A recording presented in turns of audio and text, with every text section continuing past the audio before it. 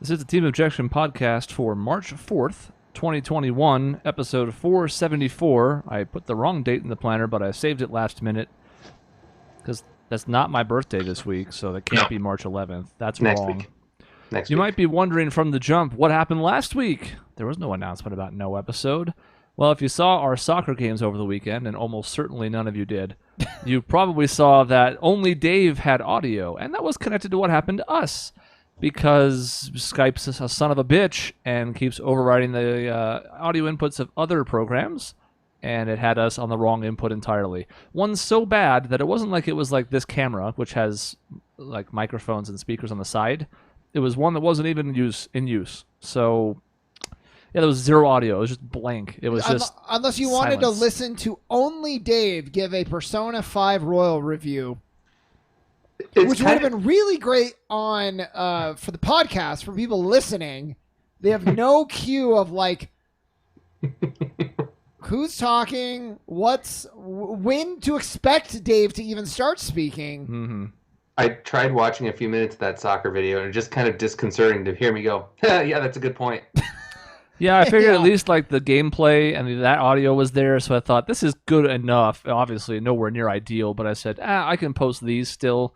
Because it'll be a point, like we're not going to replay those games. We actually can't because we saved after. So for continuity's sake and the fact that very few people watch those, I said, podcast I couldn't find a way to salvage. I was hoping that the source of audio was something that would have picked it up because I can manipulate audio decently enough to where it wouldn't have been good sounding, but it would have been audible and like useful. And there was just nothing. It was silent except for whatever noises Dave was making in between him actually talking. We should strike Skype and do Zoom. What would that look like? What would Zoom as the base? Would that be better? Or do we not even know? I've used Zoom some. I don't have an account on it. Supposedly there's some kind of like 45-minute limit on calls if you don't have some kind of account. Correct. Or to strike one. Yep. Oh. Yep. Skype has a 4-hour limit, which we've only hit in long D&D campaigns of people who weren't here. I didn't think I had a special account. I might because of work and not even realize it. But I just thought it was me as a dude setting up a call and seems to go fine. But I'm just curious if they're going to have the same overwriting audio thing that Skype does. They do. Well, I don't know if it's as pervasive, but I know they changed my audio settings. Okay. Every time I'm on a Zoom call, which is what my work is now using more and more, my audio volume setting goes from 92 to 86. Every time. It doesn't matter what boxes are toggled or not toggled. Every time. Now, that one's small. Skype takes it to 43. Before I disabled a certain setting that stops it from doing that. So that's awful because then we're super quiet. Yeah. The 6 makes us a little quiet, especially when we have a background game audio, like when me and Michaela are recording or FIFA. That one's workable. Skype is god-awful. So, I mean, I don't know. I don't get it. I'm sure that for most people it's better that they do this stuff. Like, it's more consumer-friendly because people are dumb and they don't know how to use these things. But for people who are on the advanced side, which I am at this point, it's bad. So our Royal review was really good. We tackled like the first half, which was a lot of the updates and differences and things of that nature, not really touching on the story. We were going to save that for our part 2. Well, now our part 2 is the only part.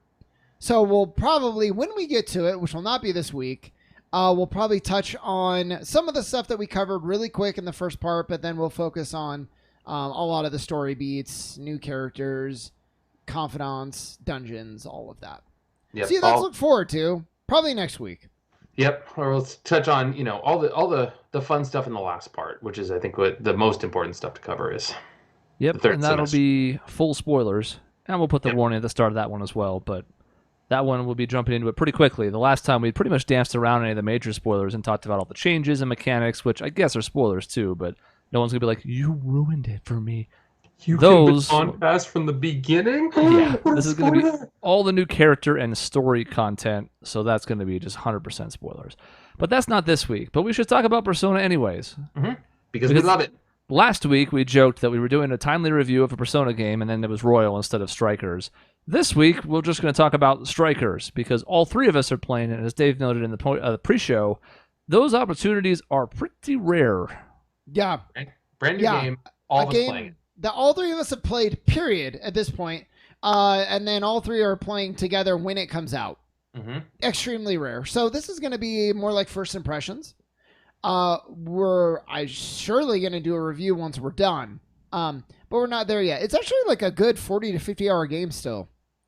For some reason, I was under the impression it was like 20 hours, and that's like way off. I'm trying to do the math in my head really quickly of how much time the Persona world, this is only Persona 5 too, I haven't played the previous ones, has impacted of my life. And I'm basically at 105 hours for the first vanilla version, 130 hours for Royal, and now potentially 40 hours for Strikers. So what is that? 275 hours, which is, I don't know, what is that? 10 days ish.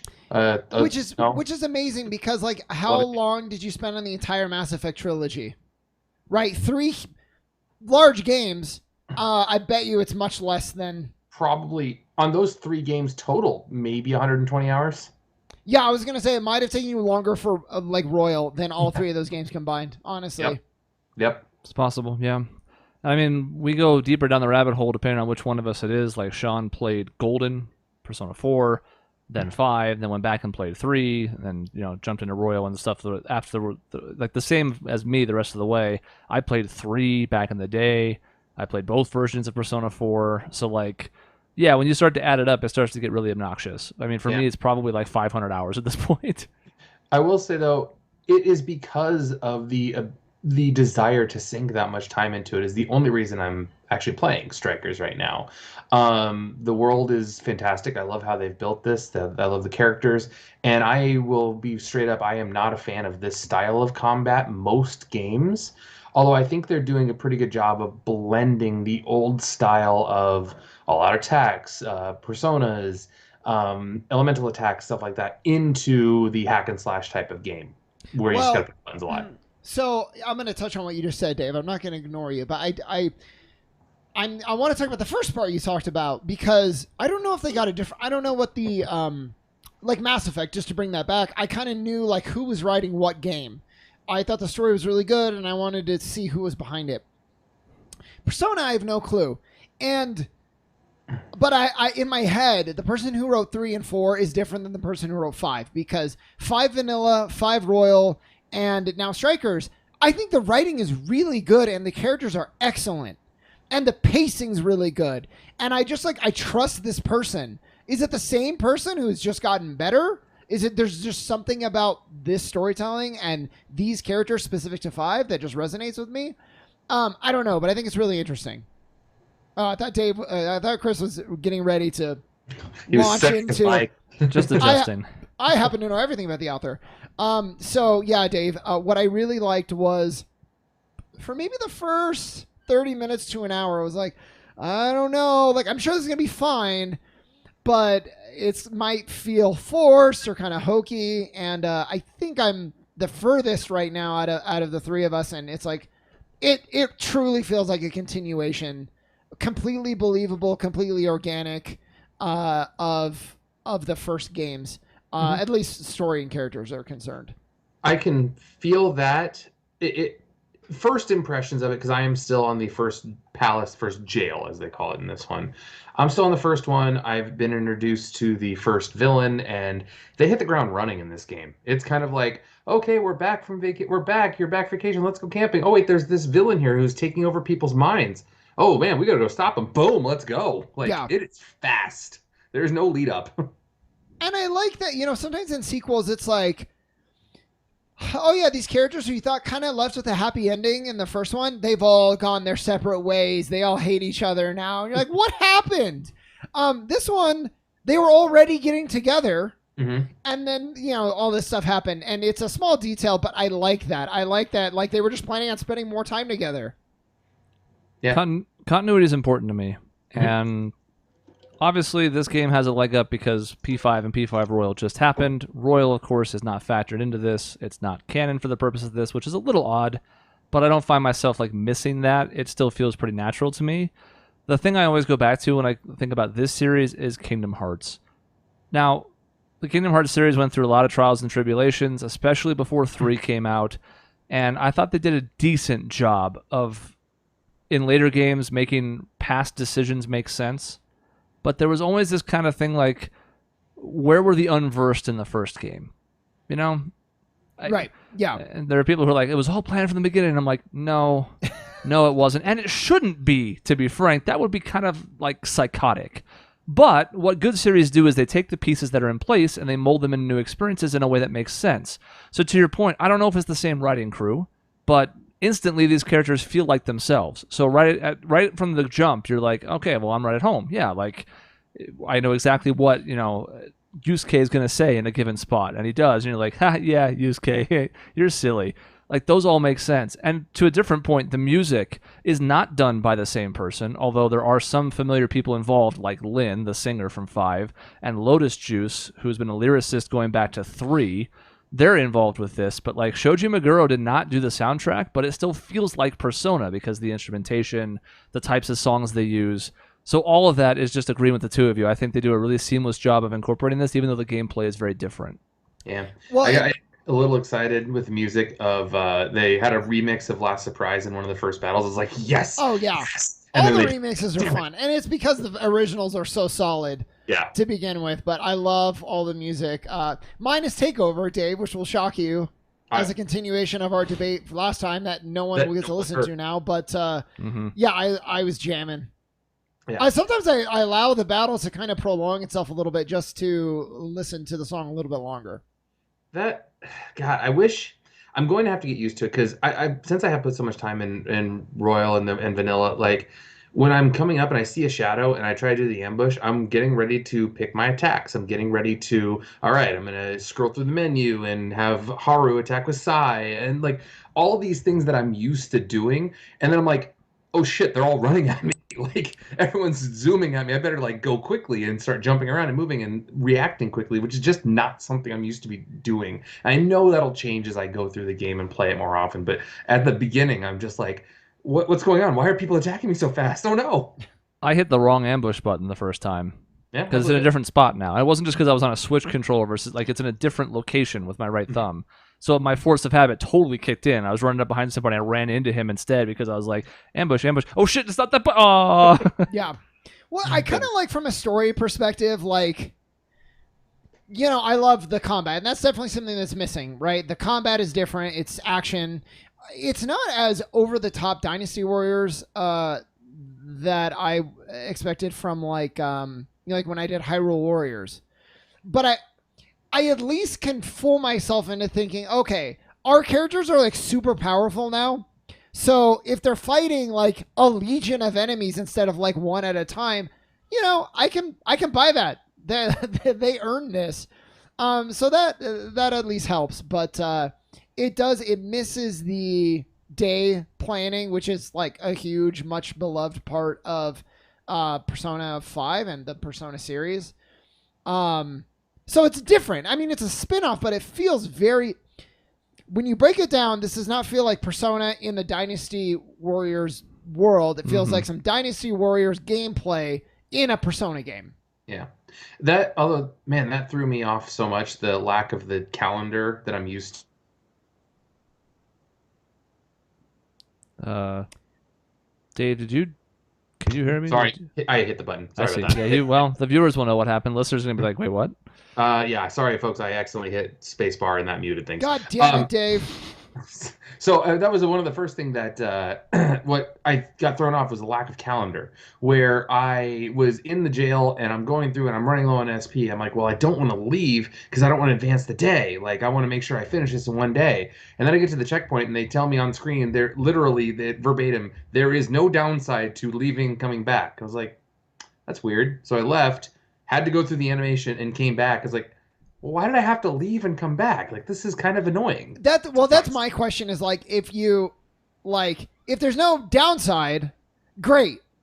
But then just don't make me leave at all. Have the checkpoints just be like your HP's restored or something. Like, or give me the option to leave if I want to. You know what I mean? Like if I want to go to the store or like, have Sophie go get me a store thing, or I need to go buy different things, or like if it's something else I want to do, give me the option to leave. But don't make me leave and come back just to restore my HP and SP. One of the greatest strengths, I think, of both P5 Vanilla and Royal is that just about everything makes sense. Mm-hmm. And once you learn those systems, everything, you kind of abide by them. Like you said, you get into this rotation, this set feel of just like, okay, I'm in this flow now, I'm going to do this, and a few days of this, and then this is going to happen. And here, like you said, doesn't even feel like it's bad per se. It's different, and I don't think it's better.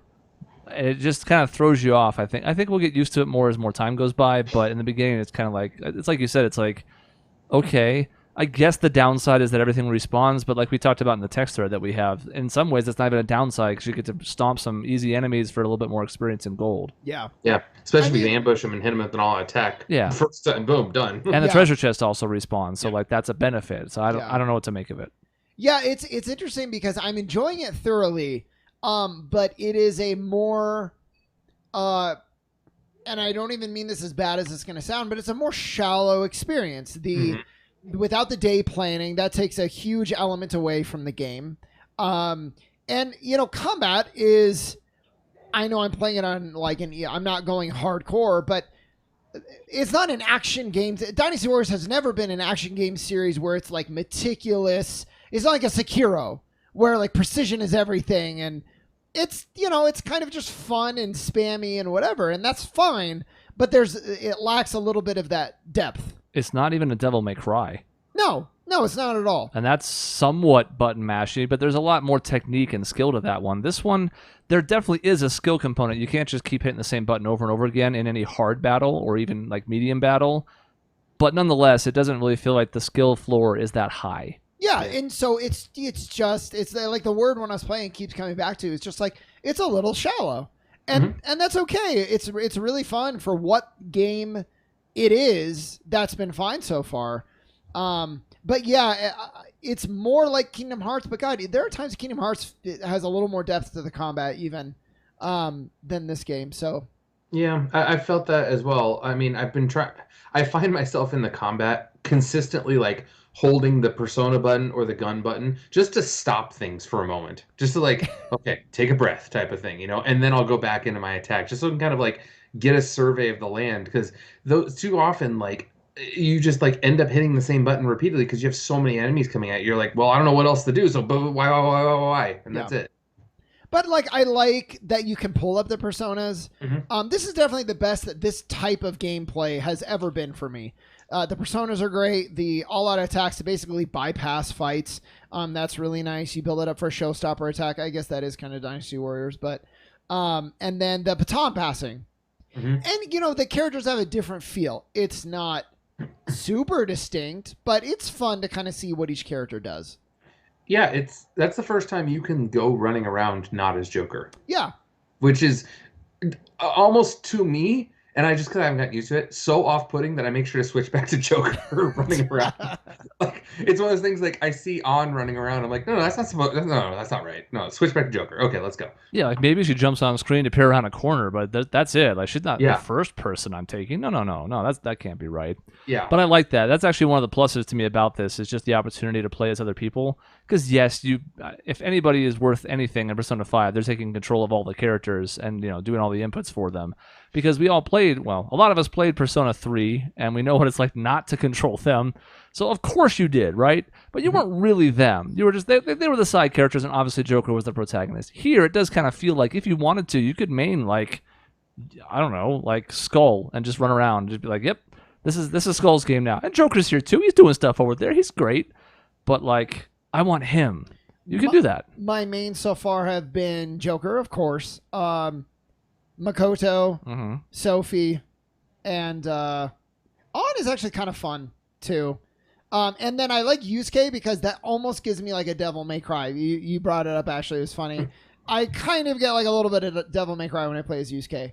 But that kind of brings me to I really like the new characters so far too, and that was a big point, especially because like in the first line delivery, I was like, "Who is this woman?" But actually, she's sweet. I like her a lot. I agree as far as liking her for sure. The problem is where's Kasumi?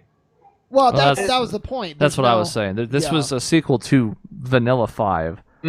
Now, why did they make that decision? I'm not entirely sure. I think I remember reading an article about it at one point. Some of it was an overlap in the development, but nonetheless, they could have probably splashed in some of that content. Now, it's difficult to add like an entire playable character like Kasumi, but other than that, it does feel a little bit weird.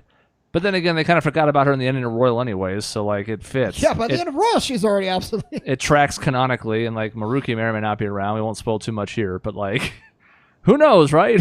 Yeah, it's just one of those things that it was really off-putting. Like when you see the entire group get back together, I'm like, all right, everybody's back together, awesome. Where's Kasumi? Not here. And there's Okay, one cool. other elephant in the room, whether it's the original version or Royal, and that's Akechi. Mm-hmm. I actually kind of like that they didn't try to shoehorn him in here. I agree. And again, we won't talk a ton about that because we're not talking spoilers here. But regardless, I know some people are like, well, I want to play as him, and it's like, well, you can't really. A little more complicated, yeah. I mean, at best, there's no reason. Here's what I'll say: there's no reason to think he would be in this game with it being a sequel. Mm-hmm. Mm-hmm. So, I like the new character though. I think she's great. I like Zenkichi. I think he's funny, and I think the dynamic with the group is really funny too. Like when Haru's basically like, "We fucking hate pigs," and you're like, "Damn!" Right to his face. That's okay. You'll get there. Yeah, but you've seen him a couple times. But here's my issue. And it's not a spoiler. His name is Zenkichi. Specifically the CH at the end, and I'm like, they can't do this again, and I don't think they're going to. But it has occurred to me, I think it was Adachi and then Akechi. Adachi and Akechi. If Zenkichi is also a traitor, Toru Adachi, like, come on, Goru Akechi. I don't know what his first name is. I think it was Zenkichi Hasagawa. So okay, it's not that's right. even... Yeah, so it's not close there. At least that's something. It's like that's too much. That would be too much. But he's amusing, actually. It's kind of interesting to me too, just looking at this game and its themes. It's very anti-cop. And I don't know if that was intentional. Obviously, it was developed in Japan, where the Black Lives Matter movement wasn't non-existent, but sure as hell wasn't as much in the forefront as it was here last year. I'm not entirely sure what to make of it. Maybe it was a coincidence. It probably was, but it certainly hits differently now than it would have a year ago. When you're slashing through just a bastion of security guards in the jails. Well, yeah, kind of. My favorite is destroying cop cars too. Jump up and you detonate the thing. Yeah, I like it, but politically, I guess it kind of aligns with me. If I was a staunch anti-Black Lives Matter, maybe I would find it offensive. I don't know. I have a feeling that staunch anti Black Lives Matter, those types of people aren't necessarily playing this game, so it doesn't matter. What's the Venn diagram for staunch Republican and plays Persona 5 Strikers? I'm sure there's a few. QAnon leader Dave Robinson. Some people probably don't even realize it, even though it's pretty overt. Because I mean, it's existed in all three of the last three Personas, and I'm not familiar with 1 and 2, but like, it was a detective in 3, but that was linked to the Force, and they were like higher up folks in Vanilla 5, right? But like, not exactly on the Force. It wasn't rank and file cops, but nonetheless, that kind of like anti-establishment vibe has always been there. Oh yeah, I mean that's anti-establishment vibe has been around in media forever, really. I mean, fighting back against the power, the little guy winning over the big corrupt guy, like that's the type of stuff's been around. I mean, that was Star Wars completely. Yeah, it's very precise. Even 3, I believe, like you're fighting like God. That's like what it comes to at the end of the game. It's like what, and then you spend a lot of the game being like, well, what are we supposed to do? It's God. How do we fight that? And 4 ends up there. Yeah. 5 ends up there essentially. 5 also ends up there. Yeah, that could have been this perfect escalation, right? Yeah. But it's early impressions. I'm enjoying it so far. I like all the little touches. How they kind of they sort of tackle the social links with the bonding thing. It's not a replacement, but it's a cute little streamlining of it that I like. The cooking is neat. It's fine. I feel like if you're a JRPG made after like 2014, you have to have a cooking mini game in your game. And it's the new fishing. Yeah, exactly. But I like it a lot so far.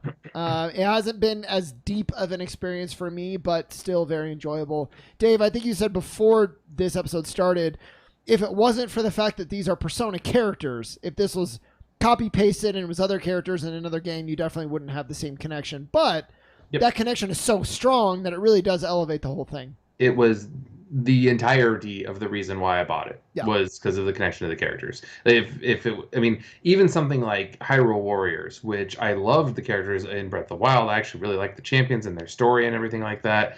I didn't even splurge for that because it just wasn't a deep enough connection. This one was. I hope you keep enjoying it because I know it was a on the fence purchase for you, but yep. I'm decently into it now, and I'm just like I have that excitement again, not to the same level, but where like I want to go back and play it.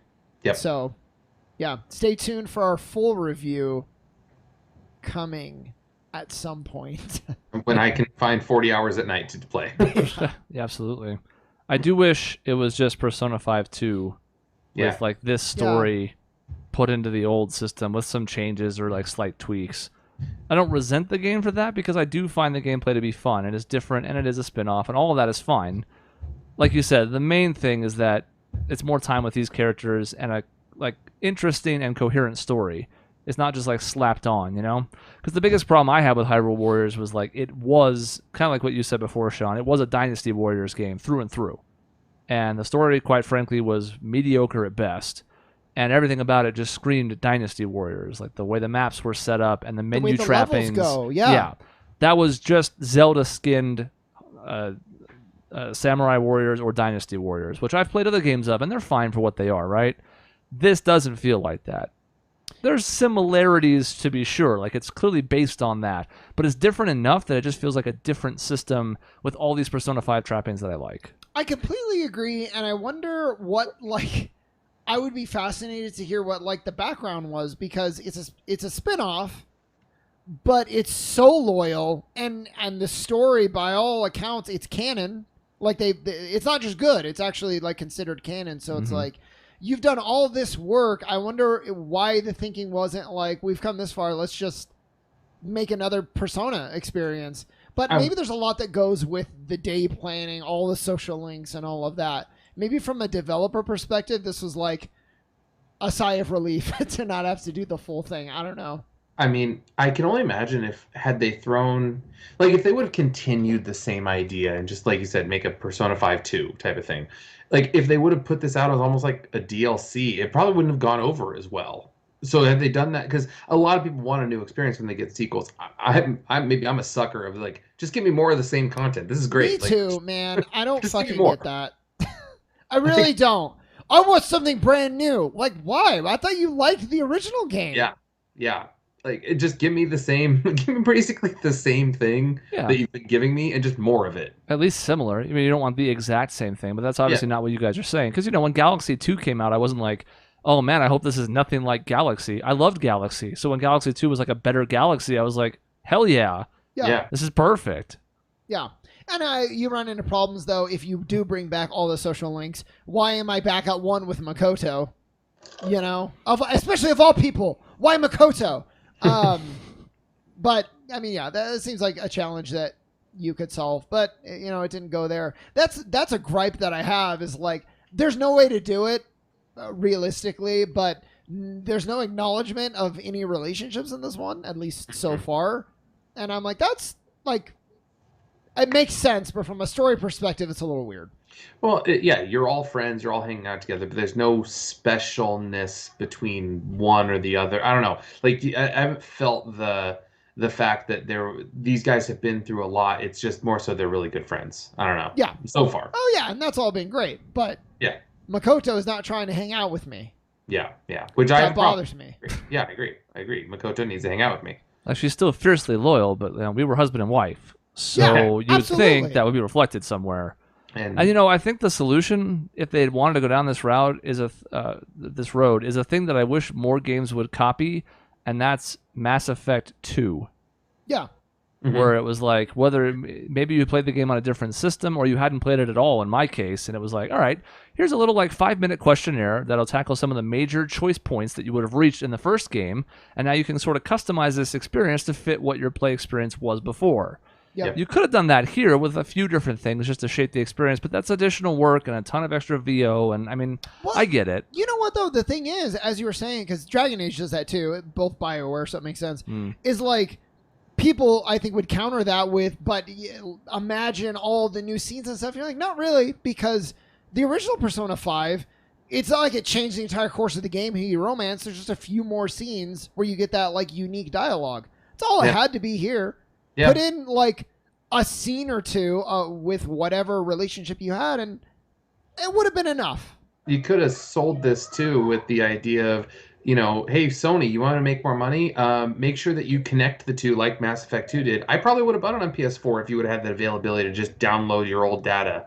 Yeah, And that's like, a really good point because you both bought it on the Switch. exactly. Dang. I would have bought it on PS4 if you had that availability, but because there's no connectivity between the two, well, why not buy it Get on on Switch? that marketing, peeps. And I mean, one of the main reasons I thought, well, they probably wanted to mix this up was like, well, this new combat might bring in a different audience, right? If there were people who looked at P5 and they're like, turn-based RPG, I'm not that interested. Maybe a more action-oriented thing would get them into the series, and then they'd go back and play P5. Well, what better way to encourage people to go back and play P5 than to do exactly what we've just said, which is connect the two directly so that they like it. They go, oh, well, I want to date Makoto or An or whoever the hell. I'm going to do that. Hilariously, though, because I had the same thought, and this game is so clear. I'm pleasantly surprised. So clearly not for that audience of like, I want an action game. I might check this out. It's like, no, this is so much dialogue. It's so much scenes. Like, this isn't what that person would be looking for anyway. It really is made for fans of the original, and I like it for that. I'm all for that, and like I said, I'm in here because of that, not because of the combat. I would be really curious to see their sales numbers because I think they were good. And I know that it was a question mark if it was ever even going to be localized. And it was. Will they, won't they, for like months and months. I was shocked when they finally announced it because everybody had given up on it. But I think it did well. I mean, all three of us got it. Yep. I mean, and they converted you. And I think that's like a really big deal. If I'm supposed to be a representation of the common man, like you've called me so frequently, I mean, that's a good sign. I mean, as common as you can be given who you are. Chris is serving as our tech guy. I think he's trying to look it up, but I don't think we found it yet. I saw a quick thing. I just don't know where it is in this entire wiki page. It is just odd to me that it's Persona 5 Scramble in Japan. The direct translation is Scramble, but it's Strikers in English. Thank God it's Strike. That's a so much better name. Yeah, Scrambles is stupid. That's a stupid name. But it's called Persona 5 Scramble, The Phantom Strikers. Yeah. Between platforms in Japan, it was already over 1 million copies. Now, granted, it came out a year ago or so, but that's big for Japan. Now, obviously, it's going to do well there. That's not shocking.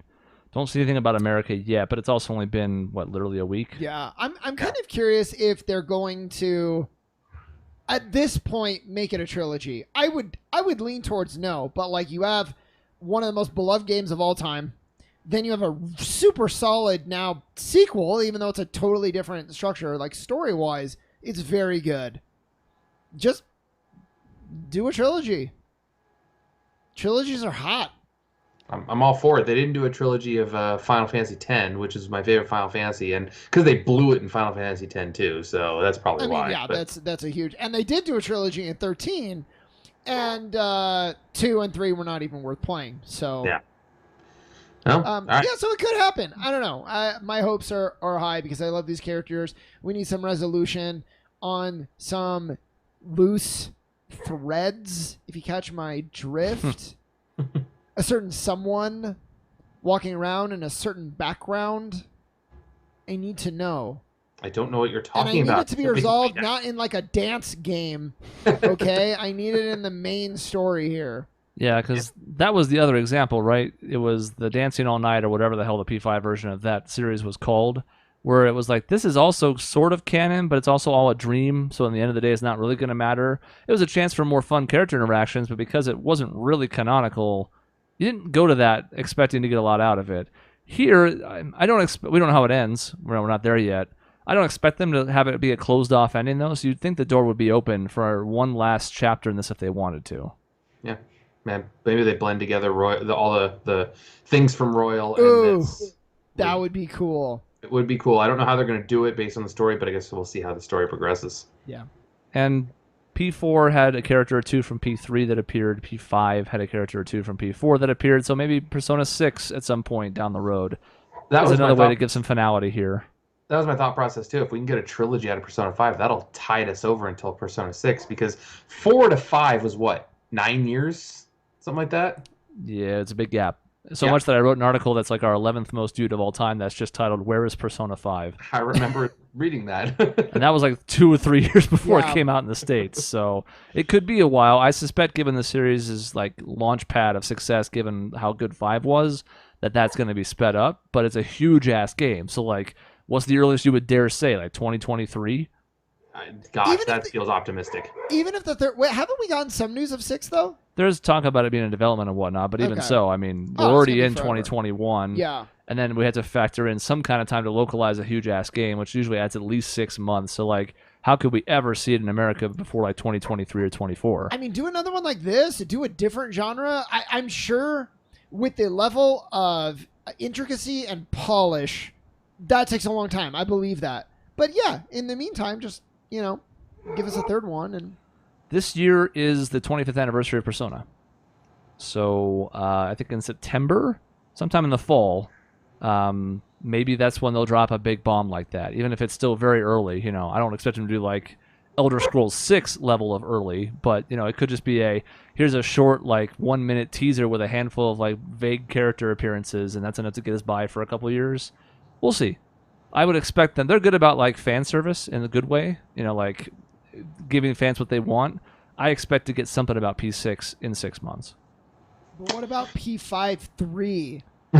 Honestly, I care more about P5.3 than 6, even though I've been converted now. I am interested. They have me until they lose me, basically. Mm-hmm. So if 6 is another 4, that would be okay, but I would not have the same level of hype. Yeah. Well, the good thing we've got looking forward to is that they actually have a reason to try to make Persona 6 as opposed to Grand Theft Auto 6, which will never come out because Grand Theft Auto 5 Online is so popular because people are fucking stupid. They're never going to get a Grand Theft Auto 6. Ooh, hot take. You will get a Grand Theft Auto 6, though. Yeah, I've been hearing rumors. What, 2030? No. You're right, though, that the success of the online has almost certainly delayed the main installments, for sure. But Rockstar always has more development going on behind the scenes than they make known. That's actually probably the smart approach, right? Is like under promise and over deliver. Mm-hmm. Cyberpunk. Yeah, it's funny that BioWare is now, and it's not their fault, but they're like, all those live service announcements of Dragon Age 4, we're taking that out because that's stupid. And I just feel like Persona's over here being like, hey guys, we've treated our fans well like the whole time, and when you were all saying like RPGs needed to be faster, we're like, no, we think turn-based can still work. We're not gonna do a weird online multiplayer thing, and they're great. Atlas is the primary developer of Persona, right? Mm-hmm. They're great. Yeah, they're great. Please don't make Persona 6 some sort of quick time action. I don't think so. Or like always connected MMO, like.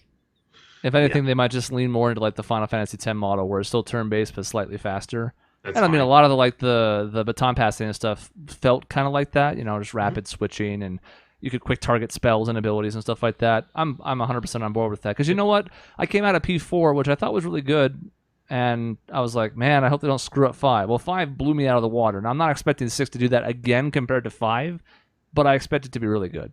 Yeah. The track record speaks for itself. Yeah. Alrighty, so next week it'll be more Persona, with a review of Royal, or the episode will be lost, or this episode's lost. Who knows, really? The world's a complicated thing. But that's probably the plan for next week. You'll find out at the start of the show. That's it for this episode. In between shows, you can find us at our website, objectionnetwork.com, or at youtube.com/objectionnetwork for new videos with complete audio, almost certainly 7 days a week. See you next time.